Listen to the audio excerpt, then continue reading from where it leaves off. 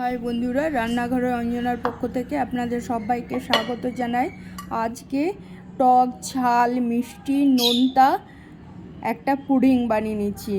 দেখতেও সুন্দর, খেতেও টেস্টি, গরমে দুর্দান্ত। দুপুরে খাওয়া দাওয়ার পর এই গরমে এই পুডিংটা খেলে আপনাদের মন প্রাণ সব ভরে যাবে।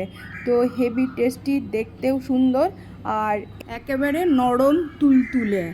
তো বেশি দেরি না করে আর বকবক না করে চলুন আমার সাথে থাকুন, আর ভিডিওটা দেখে লাইক শেয়ার কমেন্ট করবেন, আমার সাথে থাকবেন।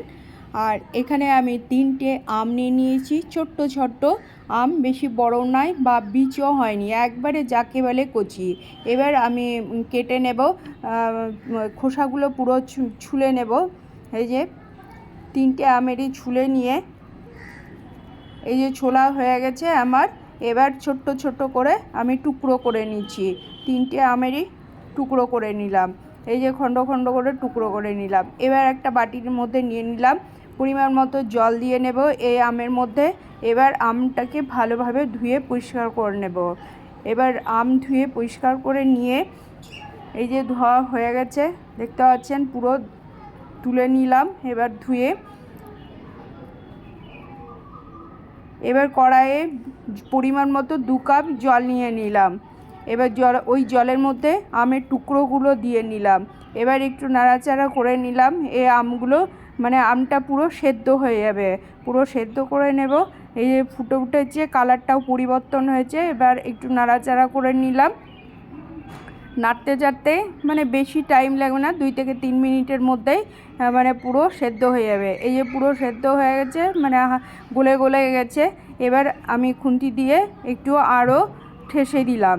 এবার একটা বাটি আর ছাঁকনি নিলাম, এই ছাঁকনির মধ্যে একটু ঠান্ডা করে নিয়ে এবার ছেঁকে নিচ্ছি। পুরো যে পাল্পটা বার হবে সেটা নিয়ে নেব। আর এই যে খোসা খোসা যেগুলো আটির মধ্যে ছিল সেগুলো ফেলে দেব। ছাঁকা হয়ে গেছে। এবার আমি কড়াইয়ের দিকে আসব। আবারও গ্যাসের মধ্যে কড়াই বসিয়ে নিলাম। এবার এই পাল্পটা কড়াইয়ের মধ্যে ঢেলে নিলাম। এবার বাটির মধ্যে একটু জল নিয়ে আবারও দিয়ে নেব। এই যে দিয়ে এবার খুন্তি দিয়ে লাগাতার নাড়তে হবে, নইলে তলে জমে যাবে। এর মধ্যে টকটক ঝাল ঝাল বলতে এখানে আমি সাদা লবণ, বিট লবণ দিয়ে নিলাম, গোলমরিচের গুঁড়ো, এর সাথে নিয়ে নেব ভাজা মশলার গুঁড়ো। এবার দিয়ে নিয়ে পুরো এটাকে, এই মিশ্রণটাকে, পুরো মশলার মিশ্রণটাকে ভালোভাবে মিশিয়ে নেব।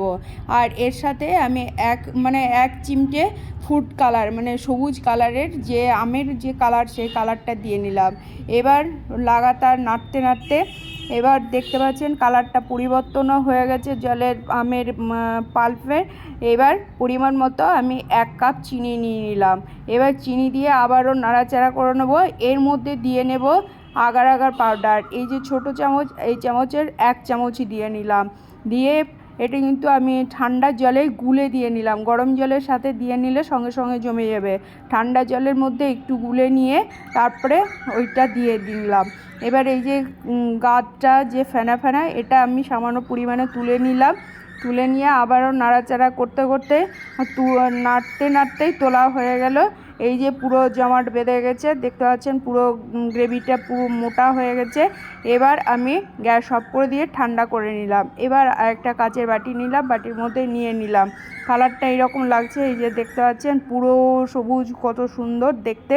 এবার ফ্রিজের মধ্যে রাখবো 2 থেকে 3 মিনিট, এমনিতেই জমে যাবে, তাড়াতাড়ি জমে গেছে। এবার বার করে নিলাম ফ্রিজ থেকে। এই যে এবার আমি একটা ডিশের মধ্যে নিয়ে উল্টে নিলাম বাটিটা। আর এই যে তলে এই যে কালারটা হচ্ছে, এটা আমি তলে পুদিনা পাতা দিয়ে নিয়েছিলাম, সেই জন্য এরকম দেখতে কত সুন্দর, কাচের মতো লাগছে দেখতে। আর খুবই নরম তুলতুলে হয়েছে, কালারটা কত সুন্দর। আমি এইভাবে উল্টে নিলাম, আপনারা ওই যে দিকটা বার হচ্ছে সেদিকটাও রাখতে পারবেন। তো এবার পুদিনা পাতা নিয়ে নিলাম আর একটা চেরি দিয়ে নিলাম, দেখতে সৌন্দর্য লাগার জন্য। দেখতে কত সুন্দর লাগছে না? আর খুবই নরম তুলতুলে আর টেস্টিও, টক ঝাল মিষ্টি সব রকম মিলে একবারে দুর্দান্ত এই পুডিংটা। তো আপনারা বানিয়ে নেবেন, অপেক্ষা করবেন না।